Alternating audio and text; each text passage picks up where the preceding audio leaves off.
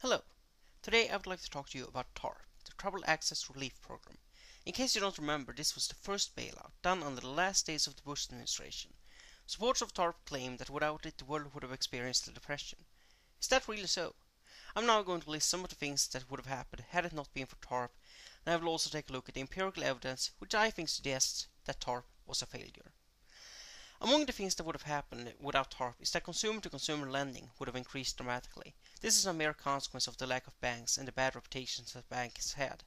The reputation of the banks, as we know, had been damaged severely. But since people still need to borrow money occasionally, turning to consumer lending would have made perfect sense. Second, some of the small banks, which were not nearly as irresponsible as the big, would have been able to grow explosively because the demand for banks still exists, even if the big banks go bust. Also, most of the bigger banks probably would have survived through mergers with other banks and similar things. The market is actually quite good at solving problems itself, without help from the government. I personally believe that the banks exaggerated the crisis. At the end of the day, if they know no help is coming, they tend to be able to fix things themselves. It's a childish behavior really, crying for help because they don't want to fix things themselves. Without TARP, banks would have had to raise their reserve ratios, meaning they would have had to keep more money in the banks at any given moment. And maybe even compete that way, mentioning in advertisement that your money would be safe at their banks because reserves are so high. The Swedish auto company Saab certainly exaggerated their problems. They begged and begged for the Swedish government to intervene and save them, but the government, which is fiscally conservative I may add, replied that it did not have a mandate from the voters to do any such thing.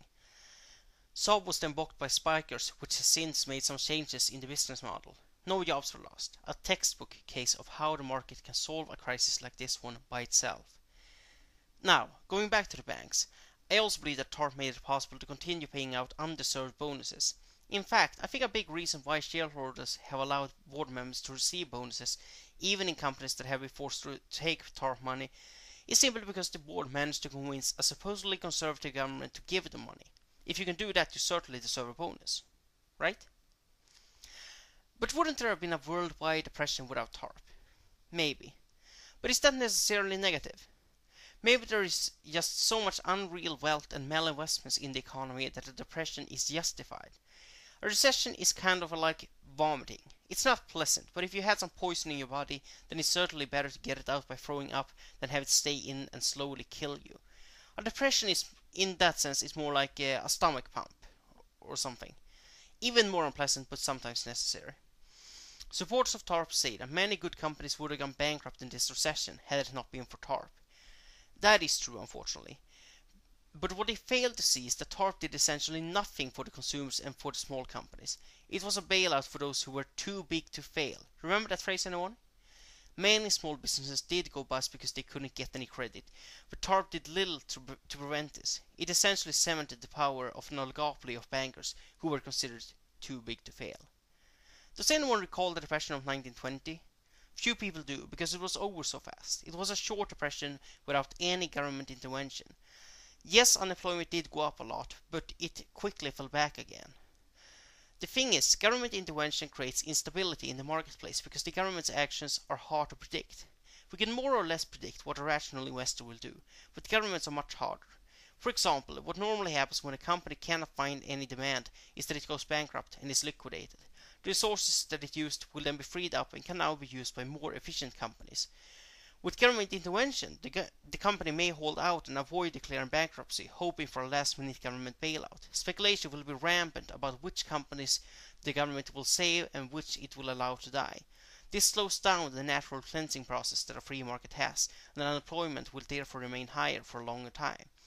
It is actually predicted that it may take 5 years or longer for unemployment to return to its pre-crisis level. This is because hiring someone is a big decision, and you need to be sure that it will be profitable in the long term as well as the short term. With the long-term prospects of the United States being so uncertain, there are few employers who are willing to hire.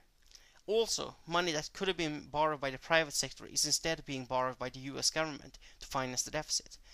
What we are seeing now is a typical case of government spending crowding out private investment. When the deficit goes up, interest rates goes up as well, making borrowing money more expensive and contributing to the credit meltdown. If the US had kept its deficit under control as opposed to borrowing $700 billion to save the banks, interest rates would have been lower, and so it would have been easier for consumers to pay back their loans. Finally, let's look at the empirical evidence. Countries which did not have any big government interventions actually have done better. Even Iceland has a lower unemployment rate than the US. The Icelandic government, as you may recall, weren't able to save the banks because their economy is so small. Sweden's growth was about 6-7% in 2010, and the unemployment is already falling.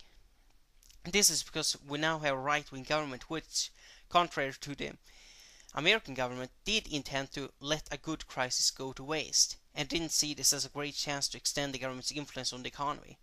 I can't help but wonder, when did we become the conservative ones? You may say that this is an unfair comparison, that the US experienced a bigger crisis than any other country, but I'm not so sure if that is so. The Stockholm Stock Exchange actually dropped more than Dow Jones in 2008, so I think it's fair to say we had our own share of the problems, but we solved them in a much better way. Watch and learn, America. Thank you for listening.